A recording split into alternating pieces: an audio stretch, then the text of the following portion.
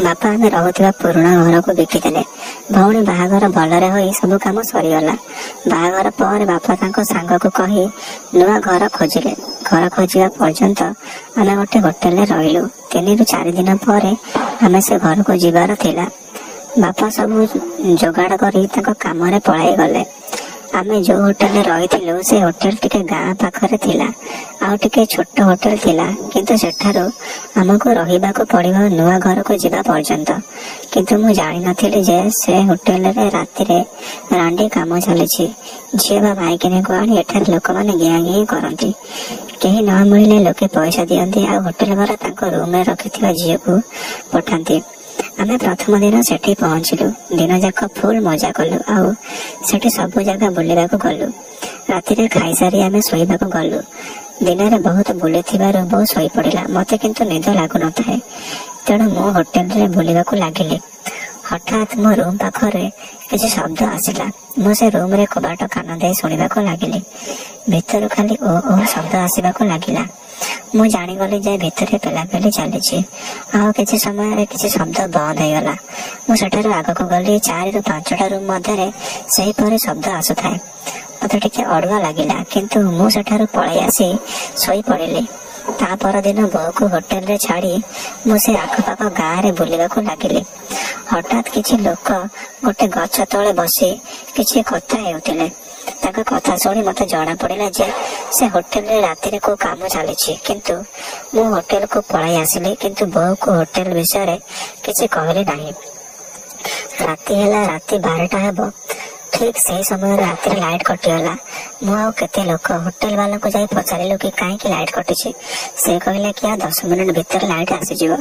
आ किछि समय पर लाइट आसीगला। से माने लोकंक ठारो क्षमा मागिले। मु सेठारो रूम को जीवाको लागिली। हठात देखिली 2टा लोक ठिया होई किछि कथा हेबार लागिछन्ति। मु सुनिबाको लागिली। सेमानक मध्यरु कळा लोक कहउथाए अरे गोटे रांडी बुक करथिली किंतु से ए पर्यंत आसिला नाही। तू किछि करे आज राति रे जेमिति हेले कहा गोटे पेलिबाक मते दे। जेते टंका दरकार मु देबी किंतु मते आज गोटे माल दरकार पेलिया पई। आर लोकटा कहला मु किछि व्यवस्था करूछि। तापर से फोन रे किछि कथा हला। आ कहला तू सीढ़ी दे ऊपर को जीवु। आ डाहाण पट सीधा रे गोटे रूम अछि। सेठी गोटे रांडी अछि। ताकू तू पसी जीवु आ ताको पेलियो। से रांडी टिके नुआ देखिबी करिवो। तापर से ऊपर को चली गला। मो मध्य मो रूम आड़ को जीवाको लागिली।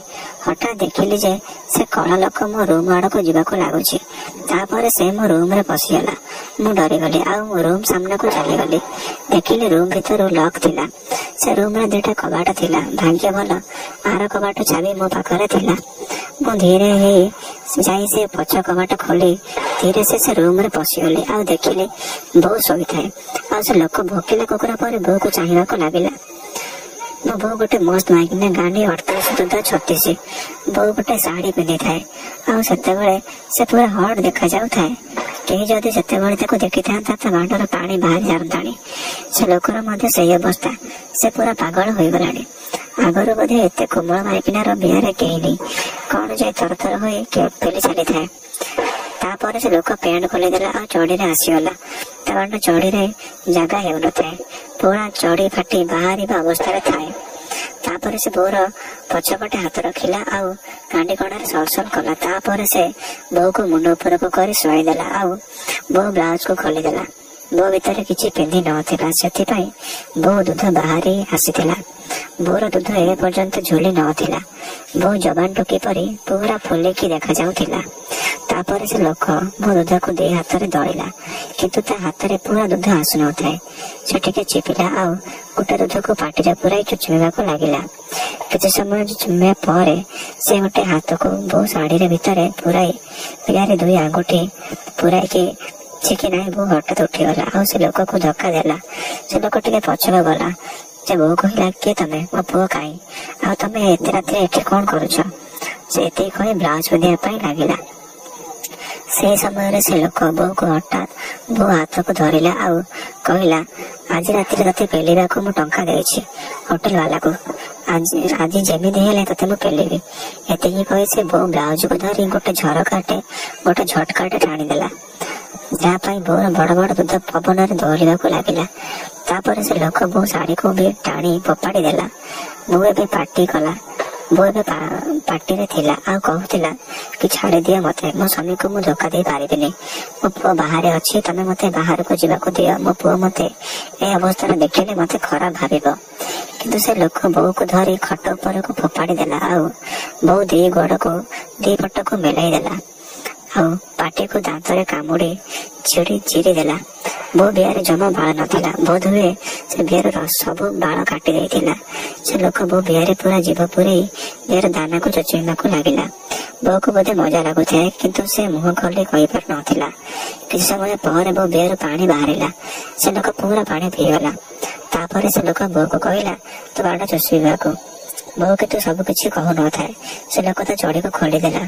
चढ़ी भितर 12 इंच रे बांड बाहरिला। ए पर्यंत बोर ध्यान तो बांड पटक नथिला, किंतु जेते बेले से लोक तो बांड को बाहर करे बो मुह पाख को नेला, बो पूरा डरी गला आ पूरा चमकी गला। ता पार्टी रे हठात बाहरी गला कि हे मां एते बड़ बांड दुनिया रे अछि।